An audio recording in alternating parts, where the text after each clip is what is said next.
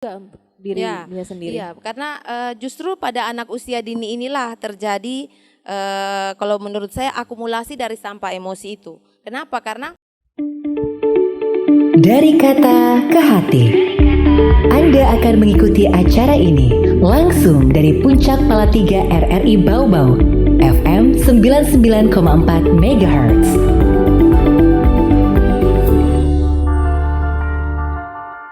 Assalamualaikum warahmatullahi wabarakatuh, pendengar RRI Bau Bau, sahabat wanita, kita bersama kembali dan berjumpa kembali Alhamdulillah di hari ini dalam program acara Dari Kata ke Hati. Program yang menghadirkan topik-topik menarik, tema tentang perempuan, keluarga dan juga anak, dan pastinya kita bahas tentang topik yang menarik juga hari ini. Ini edisi ke berapa kali ya, kemarin kita juga sempat bahas tentang anak ya sahabat wanita. Dan kali ini kita jeda dulu bahas tentang anak dan juga perkembangannya, tahap-tahap perkembangannya, serta juga tahap-tahap perkembangan psikologisnya. Kita bahas tentang kaum hawa, kaum wanita. Karena kalau kata kaum pria ya Umi, perempuan itu complicated, rumit. Ada banyak hal yang harus ini ya kita ketahui dalam diri wanita. Nah, pendengar, kali ini kita berkesempatan juga masih bersama dengan Umi Ainun membahas tentang tema yang menarik. Kenapa menarik? Karena ini sebenarnya sudah sangat sering terjadi tetapi belum diketahui gitu.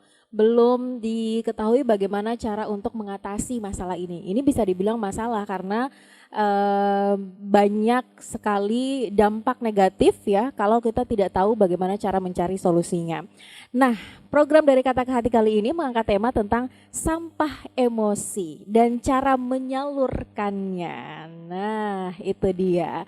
Dan seperti biasa juga kita bersama kembali dengan Umi Ainun Zauja. Beliau adalah penyuluh agama Islam, founder komunitas kesehatan jiwa dan juga konselor keluarga BP4. Assalamualaikum Umi Ainun. Waalaikumsalam Mbak Yanti. Kayaknya hari ini kita tidak janjian ya kayak kemarin. Umi lebih cerah daripada saya hari ini, Masya Allah ya. Pakai pink dan juga ada nuansa peachnya gitu. Umi sehat? Alhamdulillah sehat. Alhamdulillah sehat. Ini juga ya, jiwa itu yang paling penting Umi ya. Karena kan banyak dampaknya kalau kita jiwanya, mentalnya tidak kurang sehat atau lemas, terlalu banyak sampah-sampah emosi. Nah itu bisa kelihatan juga dari auranya. Tapi Umi saya lihat segar sekali hari ini. Oke, Umi kita bahas tentang sampah emosi dan juga cara mengalirkannya. Nah ini yang mesti diketahui dulu. Apa sih sebenarnya yang disebut sampah emosi itu? Ya, jadi Bismillahirrahmanirrahim. Assalamualaikum warahmatullahi wabarakatuh. Kali ini kita akan membahas tentang sampah emosi dan cara menyalurkannya. Tetapi sebelum kita melangkah ke pembahasan tentang sampah emosi, mari kita pahami dulu apa itu emosi. Ya, karena kebanyakan masyarakat kita mengatakan bahwa emosi itu selalu identik dengan marah. Jangan terlalu cepat emosi dan ya, gitu. Padahal tidak seperti itu ya Tidak makna yang itu. sebenarnya. Jadi saya ambil definisi dari Daniel Goleman, beliau penulis buku Emotional Intelligence. Ya. Goleman mengatakan emosi adalah setiap pergolakan pikiran, perasaan, nafsu, setiap keadaan mental yang hebat dan meluap-meluap. Ya, jadi secara sederhana bisa dikatakan emosi itu adalah respon kita terhadap sesuatu. Atau bisa juga disebut emosi adalah energi penggerak jiwa. Energi penggerak jiwa. Ya. Oke. Jadi emosi itu sendiri menurut Paul Ekman ada 6 emosi dasar. Jadi nanti kita mudah-mudahan tidak salah mengerti lagi. 6 emosi dasar itu yang pertama adalah bahagia. Bahagia. Kemudian sedih. Sedih. Yang ketiga jijik. Jijik. Oh iya. Yang keempat terkejut. Yang kelima marah. Marah. Iya. Kemudian yang takut keenam itu adalah takut. Takut. Ya. Ada 6 emosi dasar. Jadi kalau sebut emosi kita harus perjelas emosi apa yang dimaksud. Karena kesemuanya ini berbeda-beda ya. Iya, berbeda-beda. Respon kita tentu juga berbeda-beda, perasaan kita juga berbeda-beda. Oke. Jadi ternyata emosi itu bukan hanya emosi negatif seperti yang suka marah, yang temperamen, cepat naik darah. Ya. Itu disebut emosi, tapi bahagia juga termasuk emosi gitu ya. Ada emosi positif, ada emosi emosi positif negatif. Dan juga negatif. Nah itu ya. Tapi dua-duanya memang juga harus seimbang ya Umi, karena kan kalau emosinya positif terus, kayak senang terus meskipun suasana sedih apa dia senang terus, bahaya juga Umi. Bahaya juga. Itu sebuah kesalahan kalau menurut saya dari sebuah respon. Positif, tapi kalau terlalu berlebihan juga itu bisa jadi salah penempatan gitu. Karena kehidupan ini kan penuh dengan warna-warni, ya ada suka, ada duka, jadi semua itu kita sikapi dengan cara-cara yang positif. Oke. Sampah emosi. Nah, berarti kalau yang namanya sampah itu kan kita tahu yang kurang baik gitu ya maknanya. Berarti kalau disebut sampah emosi itu terlalu banyak emosi-emosi negatif dalam diri kita gitu. Ya, betul sekali Mbak Yanti. Gimana itu sampah-sampah itu kemudian bisa ada dalam diri manusia? Iya. Jadi tadi sempat saya sebutkan 6 emosi dasar, dan di dalam emosi dasar itu ada emosi marah, ada emosi sedih ya. Nah, 2 emosi ini biasanya paling banyak kita alami di dalam keseharian ketika kita menghadapi suasana-suasana yang tidak mengenakan. Ya, jadi ketika kita misalnya marah pada seseorang, di dalam psikologi kita diajarkan untuk berkomunikasi secara lugas, kemudian asertif, menyatakan apa adanya, tapi tidak perlu marah-marah. Misalnya dalam sebuah manajemen kerja, Mbak Yanti misalnya datang terlambat. Saya sebagai pimpinan yang paham bagaimana bersikap asertif, maka saya akan memanggil Mbak Yanti dan mengatakan bahwa hari ini datangnya tidak tepat waktu. Kedepannya mungkin bisa lebih disiplin lagi. Nah, itu bahasa yang saya sampaikan sebenarnya itu ekspresi marah, ya, tetapi disampaikan dengan lugas dan tepat sasaran, tidak menyerang personnya, tapi perilaku yang dia lakukan. Kita sampaikan kesalahan yang dia lakukan. Nah, yang terjadi kan di masyarakat kita kalau sudah marah terhadap sesuatu, biasanya karena tidak enak, akhirnya perasaan itu disimpan. Nah, ketika disimpan, kalau perasaan marah cuma satu kejadian, ya itu mungkin kita masih belum uring-uringan ya. Tapi kalau perasaan marah itu sudah misalnya ada 5 kejadian atau 5 peristiwa. Kemudian di hari yang lain ada lagi. Anggaplah mungkin dalam sebulan, emosi negatif kita berupa marah pada seseorang tadi kita simpan, maka yang terjadi nanti kita bisa mengalami yang disebut dengan sumbu pendek. Sumbu pendek itu mudah meledak. Jadi misalnya kalau dalam pernikahan, loh kesalahanku kan tidak seberapa, kok istriku sampai segitunya? Karena mungkin suami atau istri tidak mengetahui bahwa suaminya ini menyimpan sampah emosi yang sudah bertumpuk-tumpuk. Kalau dalam bukunya Diah Mahmuda dan Dandi Bir di buku Anger Management, itu yang terjadi adalah ransel emosinya sudah penuh. Ya, jadi harus dikuras, harus dialirkan supaya kita bisa lebih sehat. Oke, berarti timbulnya sampah emosi itu karena kejadian-kejadian yang tidak mengenakan, kemudian tertumpuk dari tahun ke tahun, dari waktu ke waktu, dan tidak pernah dialirkan, tidak pernah disalurkan gitu. Nah, jadilah mereka sampah-sampah emosi, sampah negatif gitu. Ya. Nah, ini berarti Umi adanya sampah emosi dalam diri manusia itu juga tergantung dari lingkungan di mana dia kerja dan di mana dia beraktivitas gitu. Ya, bisa saja karena faktor yang membuat kita mengalami gangguan kesehatan mental itu kan bisa internal, bisa eksternal. Kalau internal tadi misalnya pengalaman yang buruk yang pernah kita alami lalu menghasilkan sebuah trauma, akhirnya misalnya kita memiliki citra diri yang negatif tentang diri kita. Ya, jadi walaupun semua dunia membahagiakan kita, semua orang ingin menyenangkan kita, tapi kalau citra diri kita di dalam selalu bersuara, kamu tidak berharga, kamu selalu menyulitkan orang tua. Jadi kata-kata yang menggema sering terucap dari orang yang memiliki otoritas, dalam ini orang tua kita atau guru kita, dan itu negatif, itu juga membentuk citra diri. Ya, dan itu juga akan menjadi sampah emosi yang kalau dalam psikologi itu tungku mental kita itu ada batas kesabarannya. Nah, nanti kalau sudah meluap, meluber akan tercipta gangguan perilaku. Ya anak jadi mut-mutan, tidak semangat belajar, atau misalnya kalau kita perempuan, aduh jadi malas gerak, maunya di kamar saja rebahan gitu. Oke. Lalu Mi, kapan sampah emosi itu bisa dikatakan emosi itu bisa dikatakan sampah gitu? Maksudnya dikatakan bisa berpengaruh buruk terhadap kepribadian seseorang gitu. Kalau misalnya kan kayak anak-anak gitu, anak-anak usia dini mereka belum memahami apa-apa gitu, belum ngerti apa-apa gitu. Iya. Apakah ada perlakuan orang tua atau keluarga atau orang-orang di sekitarnya yang dalam tanda kutip yang kurang baik terhadap dia, yang buruk terhadap dia, kemudian nanti bisa di kemudian hari jadi sampai emosi juga untuk diri dia sendiri. Iya, karena justru pada anak usia dini inilah terjadi kalau menurut saya akumulasi dari sampah emosi itu. Kenapa? Karena anak usia dini ini kan dia memaknai sebuah kejadian itu dengan perasaannya, bukan dengan logika. Jadi ketika misalnya orang tua misalnya mengunci anaknya di dalam kamar mandi atas sebuah kesalahan yang mungkin dia sendiri tidak mengerti bahwa ini sebuah kesalahan yang fatal atau sampai orang tua harus mengurung dia di kamar mandi, dan itu sering berulang. Nah, sebagai orang tua kalau tidak sadar atas perbuatan yang sering diulang-ulang tersebut, nanti hasilnya itu anak akan menyimpan amarah atau benci kepada sosok orang tua. Karena dikunci di kamar mandi itu saya pikir sangat menakutkan ya. Kita saja orang dewasa yang terkunci, saya kan pernah terkunci di kamar mandi ya. Itu ya Allah rasanya itu kematian membayang-bayangi, apalagi kalau anak kecil. Tentu dia masih sangat lemah dan belum saatnya untuk diberikan hukuman yang melebihi batas kemampuannya.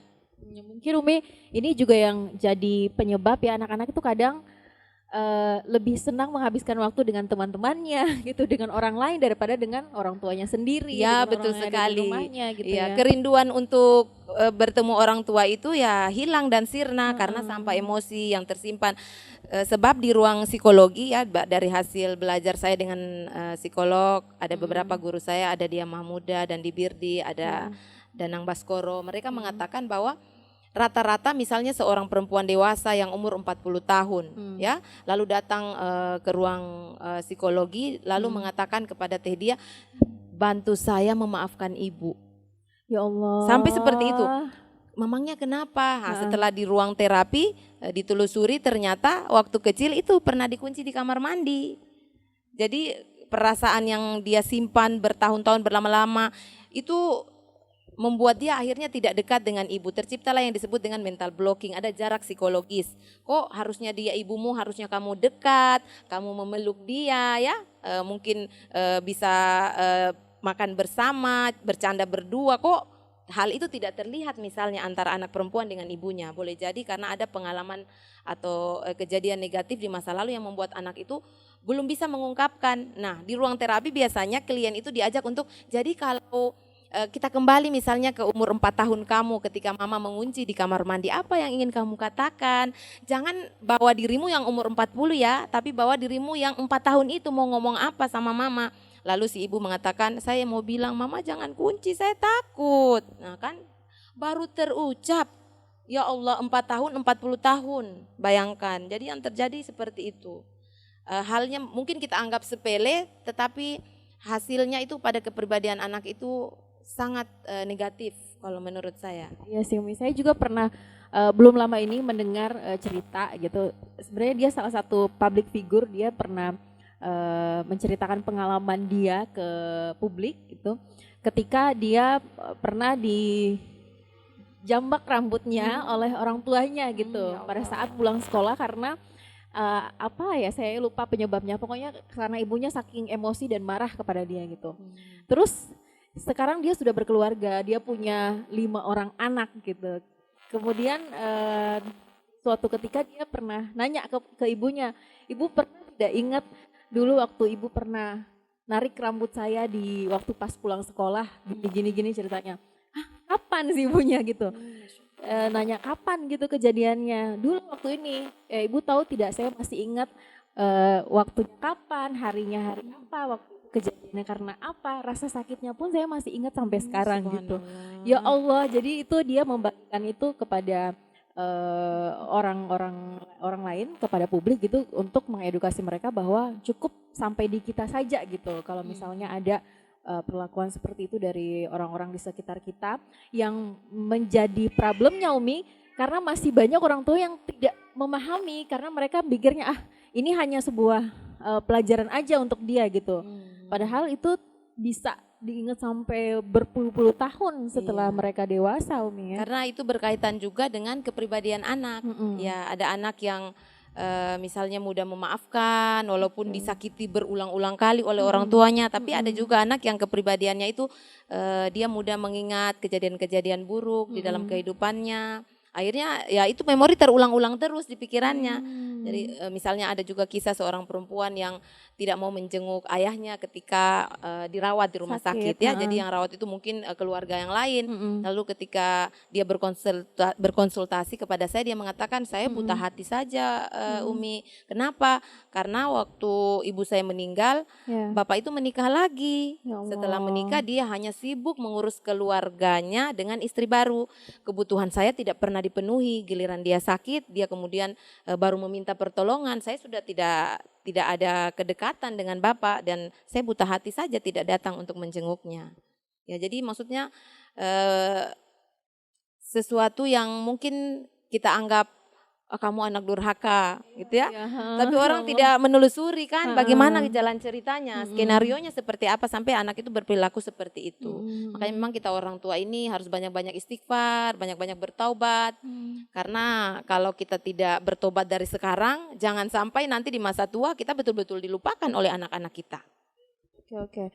Umi, lalu setelah kita tahu nih penyebab-penyebab dari timbulnya sampah emosi itu, cara-cara yang bisa kita lakukan untuk kemudian bisa mengurangi atau bahkan bisa tidak kita menghapus agar kita bisa yang Umi bilang tadi ransel emosinya udah penuh, sekarang udah kosong kembali gitu, diisi dengan emosi-emosi yang positif. Ya, jadi kalau misalnya contoh sederhana, kalau ada anak-anak korban broken home, mereka kan biasanya punya image yang negatif tentang pernikahan, jadi takut menikah, menunda pernikahan. Nah, yang mereka lakukan adalah membaca berita-berita positif tentang pernikahan.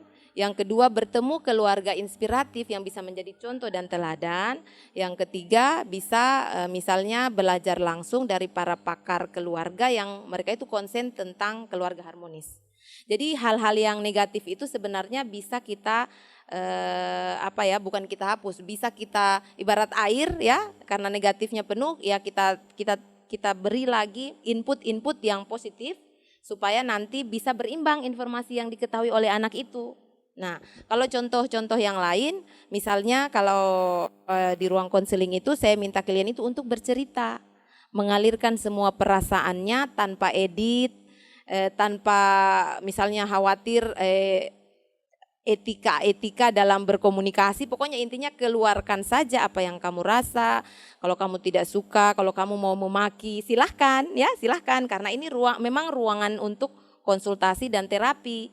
Jangan merasa tidak enak karena semua itu memang harus diutarakan. Sampai ada seorang istri yang tidak bisa mengungkapkan lewat kata, dia lewat tulisan ya. Jadi Masya Allah dia menulis surat tentang suaminya berisi kata-kata sumpah serapah ya. Karena sampai emosi sang ibu terhadap perlakuan sang suami yang suka bersikap kasar, kemudian tidak memberikan nafkah lahir dan batin. Akhirnya membuat ibu ini melampiaskan amarahnya kepada anaknya sendiri. Jadi dia lihat anaknya itu benci karena ingat bapaknya. Jadi anak ini yang terjadi sering dipukul, sering disiksa. Akhirnya guru di sekolah pun datang bercerita bahwa anak ini sudah tidak mau sekolah lagi. Ya Allah. Saya bilang harus ibu guru kalau bisa nanti datang ke rumah orang tuanya untuk memberikan edukasi. Saya yakin ibu ini punya sampah emosi yang sudah penuh dan dia butuh untuk dialirkan. Akhirnya ibu guru tersebut memfasilitasi kami dan dia menulis surat. Surat itu ya Allah sangat tragis Mbak Yanti. Saya masih simpan sampai sekarang isi surat itu. Iya.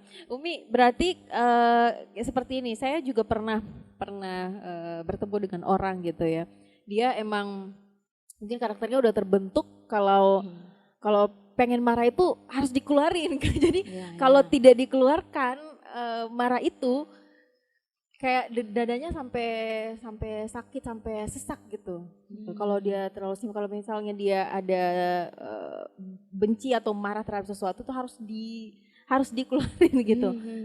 Jadi dia sekarang masih mencoba untuk menahan itu, cuma agak sulit gitu. Iya. Kalau seperti itu kasusnya, solusinya apakah gimana tuh, Meh? Iya, jadi sebenarnya dia banyak sekali menekan perasaan ya. Orang-orang yang seperti itu terlalu banyak menekan perasaan di masa lalu, dan dia tidak punya ruang untuk mengalirkan itu. Maka sebaiknya dia berkonsultasi, bisa ke psikolog atau konselor, supaya bisa digali kira-kira akar dari permasalahan yang dia alami itu di titik mana. Karena kan secara permukaan, misalnya orang melihat Mbak Yanti itu tenang kan, adem, tapi kan gejolak emosi itu terlihat kalau kita berada di dalam rumah kita, ya, di keluarga kita. Dan itu tidak bisa lagi kita pakai topeng, pasti kita sudah terlihat apa adanya. Dan kalau misalnya ada pasangan kita yang seperti itu, berarti harus kita mempelajari, misalnya kalau saya membahas masalah ini, misalnya pasanganku kok gampang marah, terus ledakannya kok luar biasa, berarti ada peristiwa di balik emosi itu. Itu yang perlu kita gali. Maka kalau misalnya singgung sedikit pernikahan, ya kita harus tahu prinsip hidup pasangan kita. Kita harus tahu sejarah pengasuhannya. Yang ketiga, apa yang membuat dia bahagia. Yang keempat, apa yang membuat dia paling tidak suka. Jangan dibahas. Karena kadang kita berasa, kok masalah itu saja dia marah. Ya kalau beda. kita nganggep itu kan masalah yang sepele gitu ya. Iya, karena itu tadi ada kejadian peristiwa yang melatar belakangi sebuah respon emosi muncul. Dan kita tidak tahu ada apa di balik sikap suami kita atau sikap pasangan kita tadi. Oke. Nah, ini juga Umi, kalau tadi kita sering dari tadi kita bahas tentang yang emosi-emosi negatif, Umi ya. Saya juga pernah ketemu orang yang dia pernah ada di suatu, saya lupa apa sebutannya gitu. Dia pernah ada di suatu posisi merasa bahagia terus gitu. Dia senang terus, bahagia terus dalam kondisi apapun, dari bangun tidur dia bahagia, senang terus sampai dia tidur lagi, meskipun ada kedukaan atau ada peristiwa yang sedih, dia tetap bahagia gitu. Jadi ada sedikit, bukan sedikit kayaknya sih ya, gangguan gitu, Umi gitu. Tapi kemudian setelah dia 2 tahun kalau tidak salah, dia pernah cerita, karena saya kenal, dia pernah cerita 2 tahun, kemudian dia bisa kembali lagi untuk mengontrol hormon bahagianya itu, gitu. Itu kalau kayak gitu gimana sih, Umi ya? Kalau tadi kan emosi-emosi sampai emosi yang negatif itu karena perlakuan yang tidak baik. Nah kalau kayak gitu gimana? Yang terlalu bahagia sampai ya boleh jadi dia berusaha untuk mengalihkan dirinya dari perasaan yang sesungguhnya. Iya, jadi dia mencoba lari dari masalahnya untuk kemudian melakukan hal-hal yang membuat dia selalu merasa bahagia, walaupun sebenarnya itu kepalsuan. Iya, dia mencoba menutupi sesuatu yang sebenarnya terjadi dengan tadi, ya, dengan seolah-olah terlihat bahagia, seolah-olah tidak ada masalah dalam hidupnya, tapi sebenarnya di dalam itu hancur dan hampa. Ya, dan itu juga sesuatu yang tidak baik. Makanya yang paling tahu bahwa kita bahagia itu sebenarnya diri kita sendiri. Kita tidak bisa membuat sebuah manipulasi untuk membohongi publik misalnya, karena walaupun orang bertepuk tangan melihat kita, misalnya orang memuji, tetapi yang paling sering bersuara itu kan suara hati. Kamu bohong gitu kan, kamu pura-pura bahagia begitu. Jadi memang membohongi nurani itu paling menyiksa. Ya, karena kita tidak akan merasakan kebahagiaan dan ketenangan batin. Ya, boleh jadi memang kadang-kala juga kalau ada klien saya itu yang mengatakan dia mencoba untuk menghapus semua memori negatif masa kecilnya. Jadi kalau ditanya dulu sama mama bagaimana, hubungan sama papa bagaimana, udah lupa. Saking ngerinya pengalaman masa kecilnya. Jadi dia skip semua. Bilang Masya Allah. Tapi dampak yang terjadi apa? Dia selalu mimpi buruk. Dia tidur selalu mimpi buruk. Malah lari ke situ ya, ya. Kan tidur berkualitas itu kan tidur tanpa mimpi. Iya. Kalau orang yang keseringan mimpi itu ya berarti ada sesuatu. Jadi kalau merasa sering mimpi buruk, ayo cek, coba misalnya di bawah-bawah kan sudah ada biro psikologi ya. metamorfosa. Bisa juga kalau misalnya aduh kalau dibawa-bawa nanti saya ditahu orang, sementara saya ini public figure, orang terkenal, pejabat. Boleh diakses secara online misalnya pada psikolog yang ada di luar kota Bau-Bau. Oke. Waduh, banyak sekali yang kita bahas hari ini ya soal sampah emosi ya, karena ternyata banyak penyebabnya dan juga emosi itu bukan hanya yang negatif-negatif saja, tapi kelebihan emosi positif juga yang harus kita waspadai gitu ya, karena jangan sampai kita hanya mengalihkan perasaan dan juga pikiran kita ke yang harusnya kita marah gitu, tapi oke, saya baik-baik saja, saya tidak marah gitu. Padahal dalam lubuk hati yang terdalamnya ingin berteriak, ingin mengeluarkan kata-kata yang gitu, tapi kemudian ditahan ya. Ini menarik sih Umi, saya juga pernah lihat ada berita gitu Umi di Jepang. Jadi di Jepang itu kalau di kantor-kantor ada satu ruang gitu khusus untuk mereka-mereka yang lagi lelah, yang lagi marah, yang lagi ini, disiapkan satu ruangan tertutup itu untuk mereka melampiaskan emosi mereka gitu. Allah. Jadi ada ring boxing yang tinju. Jadi kalau lagi marah pengen tinju gitu. Itu salah satu teknik mengalirkan sampah emosi. Bisa juga lewat olahraga fisik tadi, ninju apa namanya itu bantalan keras itu bantalan yang boxing dunia itu. Tinju, Terus ada juga yang memukul pakai tongkat itu gitu. Terus kemudian saya berpikir gitu, ternyata di negara seperti Jepang itu sangat memahami itu gitu ya. Ya sayangnya sih di Indonesia kayaknya belum pernah saya dengar ada ruangan khusus untuk mengalirkan emosi itu sih. Iya betul juga, belum ada. Karena kalau ada akan sangat membantu efektivitas dari pekerja. Iya betul, karena bisa meningkatkan kinerja. Jadi emosi yang bermasalah itu memang membuat orang itu tidak semangat untuk berprestasi. Nah ini juga Umi, minim motivasi. Berarti memang ketika seseorang punya sampah emosi yang terlalu bertumpuk dalam dirinya, itu juga berpengaruh terhadap kinerjanya dia, terhadap karirnya dia juga. Produktivitasnya gitu. Semua berpengaruh. Karena kalau emosi kita lagi bermasalah itu kan terjadi pembajakan amigdala hijacking itu. Jadi maksudnya akal sehat kita itu tertutupi oleh emosi negatif tadi, sehingga kita tidak bisa berpikir jernih. Tidak bisa memilah mana yang baik, mana yang tidak. Pokoknya kita itu gampang ikut arus. Nah, dampak dari sampai emosi juga itu yang paling menakutkan, ternyata merusak kesehatan fisik. Wah, ini nih informasi penting nih. Karena kita cuma taunya kalau lagi fisik bermasalah, badan lagi bermasalah itu karena makanan yang tidak sehat masuk gitu ya, karena kurang olahraga, tapi ternyata juga karena sampai emosi ya. Jadi dari buku Anger Management ya, yang saya sebutkan tadi itu 80-90% penyakit fisik itu karena psikologis. Ya, karena 80-90%. Dan ada lagi data yang paling memukau itu ternyata penyakit kanker itu berkaitan dengan isu ketidakmampuan kita untuk memaafkan. Ya dari itu hasil penelitian juga dari buku Anger Management. Dikutip dari hasil penelitian ahli. Ini kalau yang penyakit kankernya diketahui ketika mereka sudah dewasa ya. Bukan, karena kan ada juga yang anak-anak kecil. Sekarang anak kecil pun sudah mengalami kanker, Mbak Yanti. Iya. Jadi berarti itu apakah sampai emosi. Jadi kejadian ini adalah sebuah fakta yang terjadi, tapi saya tidak sebut siapa klien kita. Jadi klien anak, dia SMP, kanker yang langka, dan itu terjadi di Bau-Bau. Kurang lebih setelah ditelusuri dan dia mau bercerita karena kesedihan. Sering melihat ayah ibunya bertengkar. Ya Allah. Ya, jadi kan itu yang saya katakan tadi, tidak semua anak itu bisa menerima keadaan yang tidak menyenangkan dengan sabar, lapang dada, dunia hari ini, besok mudah-mudahan bisa kembali cerah. Ya, ada anak-anak itu yang terutama tadi yang punya bakat, ya kalau kita bicara talent mapping, anak-anak yang punya bakat empati.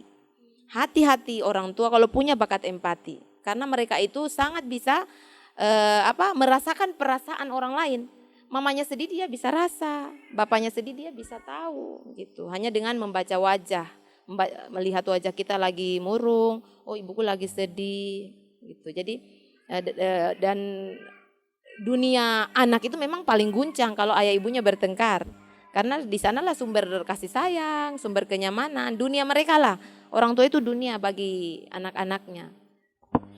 Berarti Umi, apakah ini juga yang menyebabkan anak-anak atau setiap orang yang melakukan pelanggaran hukum atau pelanggaran sosial gitu Umi ya? Tepat sekali, karena ini adalah data dari Balai Pemasyarakatan Bapas Kota Bau-Bau yang menangani anak-anak ABH, anak yang berhadapan dengan hukum. Dari hasil penelitian kemasyarakatan yang mereka lakukan, ternyata mereka ini adalah anak-anak yang tidak terpenuhi hak-hak dasarnya. Hak-hak dasar anak berarti secara fisiologisnya, kemudian hak-hak kebutuhan akan kasih sayang, kebutuhan akan penghargaan, rasa aman, itu tidak tercukupi. Maka mereka itu di luar ya membuat permasalahan atau mengganggu ketenangan masyarakat. Dan rata-rata statusnya masih anak. Ya seperti itu. Oke. Baik pendengar RRI Bau-Bau, sahabat dari Kata ke Hati, ya luar biasa ya kita pembahasannya hari ini tentang sampah-sampah emosi yang harus kita singkirkan dari diri kita. Karena memang dampaknya sangat luar biasa gitu, bukan hanya dari pekerjaan kita ya, bukan hanya dari kepribadian kita, tetapi juga fisik kita juga berpengaruh ya. Bahkan tadi ada yang mengatakan bahwa itu 80-90% sampah-sampah emosi itu bisa berdampak kepada kesehatan terhadap fisik. kesehatan fisik kita. Wah, oke deh. Lalu apa-apa saja juga cara lain yang bisa kita lakukan ini juga khususnya bagi para ibu rumah tangga yang juga sebagai wanita karir biasanya kan agak-agak susah untuk memanage emosi mereka Umi. Kalau di rumah ada banyak pekerjaan yang harus diselesaikan, belum lagi ngurus suami, belum lagi ngurus anak gitu. Terus di kantor lagi ada masalah, waduh ini nih yang agak-agak sulit ya. Kayaknya sampai emosinya ini agak-agak lumayan banyak ini ya. Lalu bagaimana cara kita untuk bisa mengalirkan itu semua, kita akan bahas sesaat lagi, tetap bersama kami di Dari Kata ke Hati.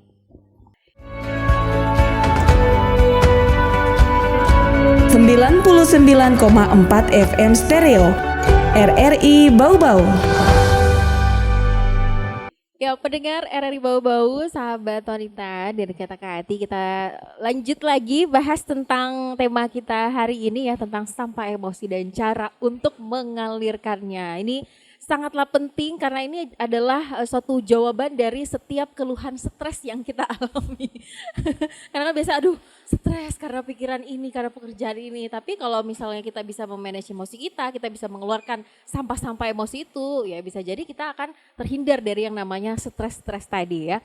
Oke, Umi, kita lanjut lagi nih Umi. Saya juga melihat fakta dan ini banyak kejadian, entah ini bisa dikatakan suatu penyakit atau bukan gitu, banyak sekali yang khususnya para ibu-ibu rumah tangga gitu kan.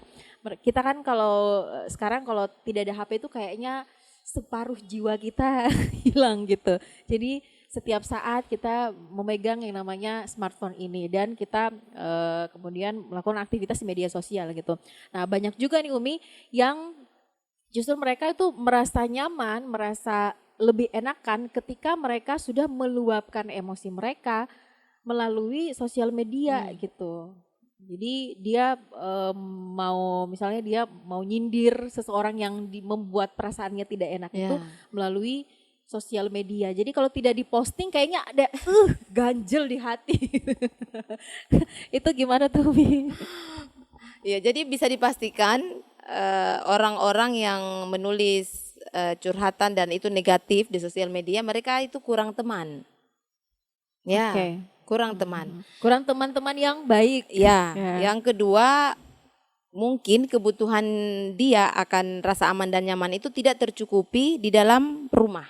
Dalam hal ini sosok suami itu bukan sosok yang bisa diajak bercerita, bukan tempat berbagi yang bisa memberikan support dan dukungan kepada dia, karena memang banyak juga curhat dari para istri, kalau curhat sama suami itu malah dimarahi.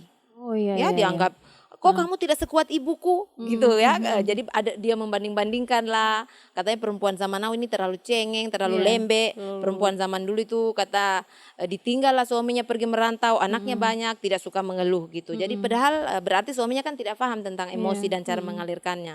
Padahal kan kebutuhan emosi itu kan cukup didengarkan. Ya, didengarkan tanpa penghakiman. Didengarkan untuk difahami gitu. Jadi kalau misalnya masih suka curhat di media sosial, hari ini dari Kata ke Hati memberikan pesan, mari kita mencari tempat yang sudah disediakan layanannya oleh pemerintah Kota Bau-Bau atau oleh Kementerian Agama.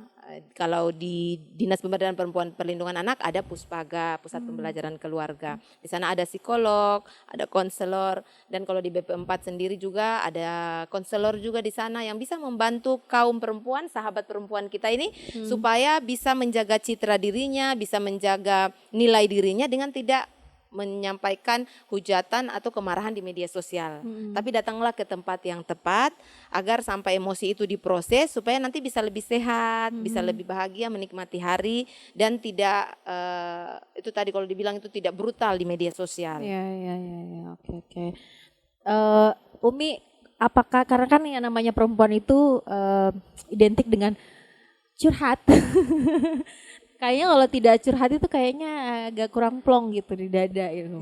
Jadi apakah penting juga kita punya seseorang tuh sahabat yang kita percayai untuk bisa kemudian kita share kepada dia tentang emosi-emosi yang terpendam dalam diri kita gitu.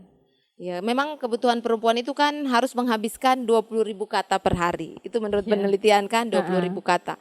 Jadi kalau pasangan kita dalam hal ini sekaligus kita beredukasi ya kepada kaum lelaki atau dalam hal ini para suami-suami. Kalau istrimu curhat itu sebenarnya itu bukan sebuah tuntutan.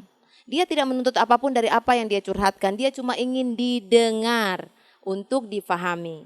Dan kalau perempuan itu sudah mengeluarkan unek-uneknya, biasanya itu semangat lagi, siap mengemong anaknya, siap membersihkan rumah, siap melakukan begitu banyak pekerjaan yang ada di dalam keluarga. Jadi itu bukan sebuah tuntutan.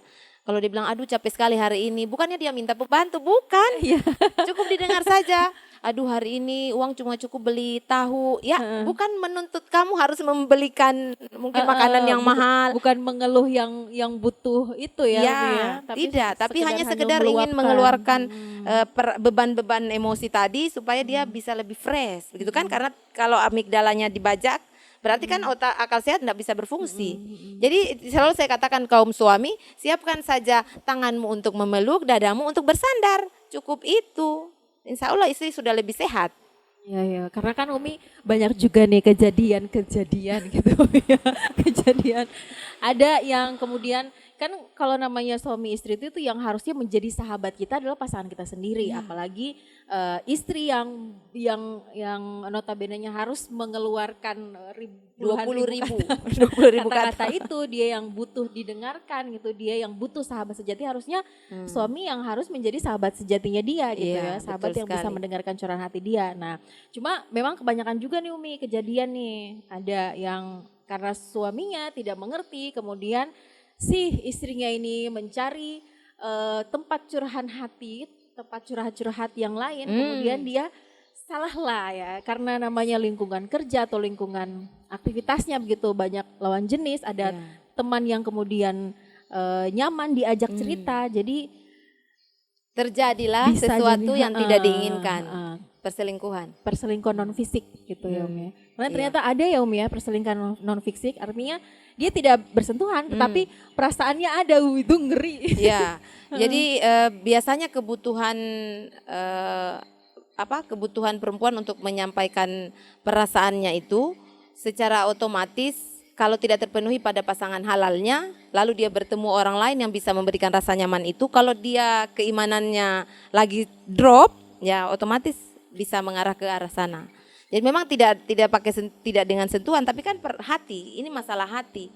Dan hati itu kalau sudah dimiliki oleh orang lain susah sekali kita ambil kembali kan. Dia telah mencuri hatimu. Misalnya gitu kan. Dan untuk mengambil kembali apa yang sudah dicuri itu tidak mudah. Ya, apalagi kalau suami tidak berubah gitu. Maka penting sekali misalnya kita memposting info-info positif di media sosial hari ini supaya sahabat-sahabat perempuan kita itu istilahnya mengetahui dirinya sendiri, kemudian memahami fitrahnya sebagai perempuan, lalu menjaga kehormatan dirinya. Karena terus terang Mbak Yanti, hari ini di meja konseling kami dulu waktu masih di Puspaga, kemudian sekarang di BP4 itu perselingkuhan itu paling marak. Ya Allah. Ya, paling marak itu menjadi bahan konsultasi apakah suami tentang istrinya atau istri tentang suaminya. Tetapi kalau kita mau bahas sebenarnya itu berkaitan dengan kebutuhan psikologis yang disebut dengan bahasa kasih atau bahasa cinta. Nanti kita bahas itu ya. Kita bikin penasaran dulu pemirsa RRI. Nanti di edisi berikutnya kita kayaknya bahas lagi tentang ini ya. Kayaknya karena kan kemarin baru bulan Syawal gitu, jadi masih banyak pengantin-pengantin baru ya, termasuk butuh yang berbicara edukasi. ya. Butuh edukasi karena memang kalau kita berjalan tanpa ilmu, tanpa edukasi itu ya. Jadi kita tanpa arah, yang pasangan satunya ke sini, ke kanan, yang ininya pasangan satunya lagi ke kiri gitu. Jadi memang harus penting ya, kita harus satu pemikiran, satu visi itu yang paling penting ya. Jadi ya itulah, kita nanti bahas lagi deh soal-soal yang itu deh. Nah, sedari tadi ini kita bahas-bahas tentang sampai emosi. Ada yang menurut Umi terlewatkan yang mungkin bisa di-share juga kepada pendengar kita, satu hal yang penting. Iya, jadi kalau misalnya kita mengalami sesuatu kejadian peristiwa yang tidak mengenakan, lalu emosi marah atau emosi sedih atau emosi kecewa itu misalnya menghampiri kita, apa yang bisa kita lakukan? Yang pertama adalah akui. Ya, jadi jangan pernah menyangkal perasaan, nanti bisa psikosomatis.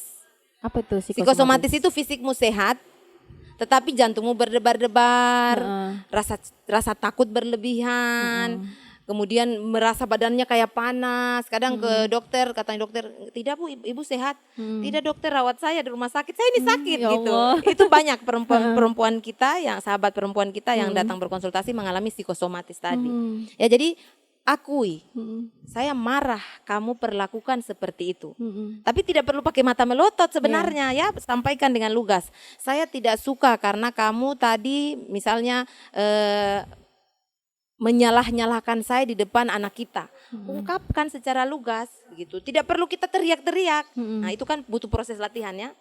Setelah akui, kemudian yang kedua, kita mencoba untuk menarik napas panjang, relaksasi ya. Kemudian kita hembuskan, karena itu jeda yang bisa membuat kita itu kembali berpikir jernih. Normal lagi. Ya, jadi relaksasi itu penting.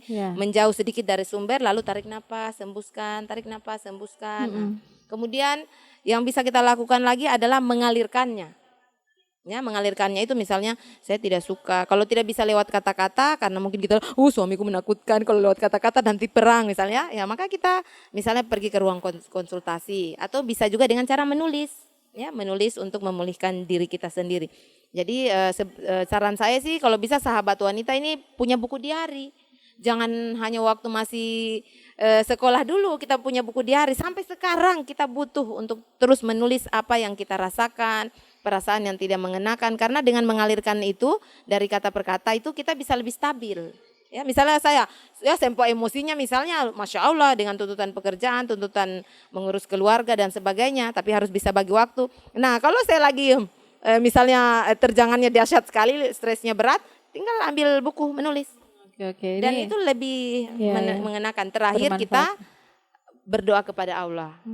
Ya Allah, untuk semua perasaan yang tidak mengenakan ini, bantu saya untuk mengeluarkannya dari tubuhku karena saya ingin sehat dan bahagia. Biasanya saya tutup dengan istighfar dan salawat kepada Rasulullah. Kalau menyalurkannya dengan berbelanja, Umi? Itu salah satu bentuk adiksi yang tidak sehat. Gitu. Nah, jadi dampak dari sampah emosi gitu ya? Ya, dampak dari sampah emosi tadi, selain tadi menyerang fisik, kemudian ada lagi tadi kepribadian kita juga menjadi tidak cantik. Ada yang faktornya itu yaitu seseorang bisa mengalami adiksi. Belanja online itu adiksi. Game online itu juga adiksi. Ada lagi satu narkoba. Nalik ke narkoba. Itu yang paling parah. Jadi kalau anak-anak kita hari ini, kok lebih suka tatap layar handphone daripada ngomong sama ibu dan ayah. Berarti anak kita itu lagi punya banyak persoalan dan ayah ibu tidak pernah hadir untuk mendengarkan persoalan anaknya. Yang ada orang tua marah, menuntut, ya, memarahi. Akhirnya anak lari dari kondisi yang sebenarnya dengan bermain game online. Itu adalah salah satu bentuk adiksi dari sampah emosi yang bertumpuk tadi. Jadi ayah dan bunda kalau anaknya sudah sering-sering dengan handphone, harusnya itu cemburu.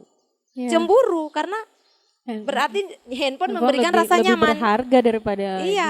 Ada apa dengan dirimu sebagai orang tua? Apakah kamu sudah menjalankan tugas dan peranmu sebagai orang tua yang baik? Ya, jadi kalau ada kita harusnya anak kan udah lepas handphonenya. Mama aku mau cerita. Ya gitu. Oke anakku, kita simpan handphone dulu. Begitu. Oke. Aduh, pelajaran lagi untuk kita ya.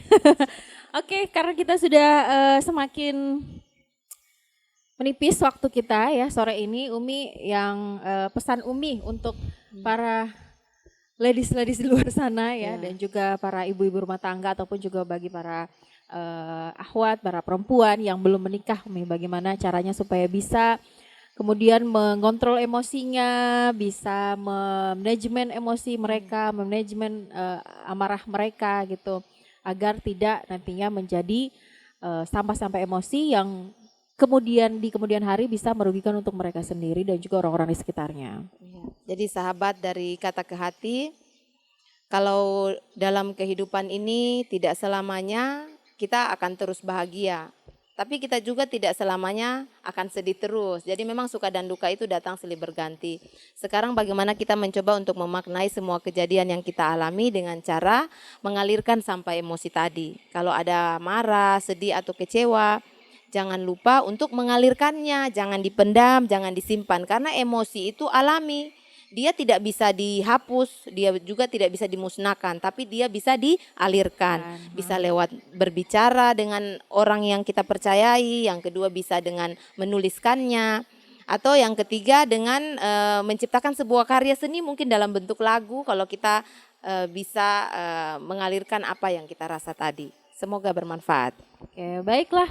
Pendengar dari Kata ke Hati, demikian kebersamaan kita untuk edisi kali ini. Semoga dengan tema kita kali ini, sampah emosi dan cara mengalirkannya, ini bisa membantu juga bagi para wanita di luar sana atau semuanya sih, bukan hanya wanita aja sebenarnya ini, bagi kaum laki-laki juga ya, untuk bisa mengalirkan emosi-emosi yang sudah tersimpan gitu. Jadi jangan pernah menyangkal emosi kita sendiri, apa yang kita rasakan, karena itu ternyata tidak setiap hal harus kita katakan baik-baik saja untuk menjadi baik sekali. Ya. Tapi ada momen-momen yang kita harus memang kemudian mengeluarkan itu semua, dan ketika kita sudah mengeluarkan barulah kita baik-baik saja. Amin. Baiklah, terima kasih untuk kebersamaan Anda, dan kita insya Allah akan bertemu lagi di edisi dari Kata Hati berikutnya. Wassalamualaikum warahmatullahi wabarakatuh. Waalaikumsalam warahmatullahi wabarakatuh.